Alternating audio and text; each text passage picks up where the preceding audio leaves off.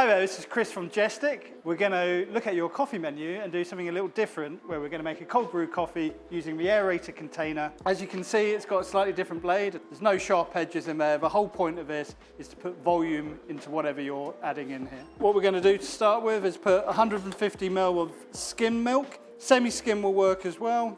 We're going to put the lid on into the Quiet One blender. And then using the control down the bottom, we're going to set it to 20%. And then we're just going to run it for 10 seconds. And as you can see, the amount of milk has already grown double in size. So that's 10 seconds. And as you can see, we've now got nice frothy milk.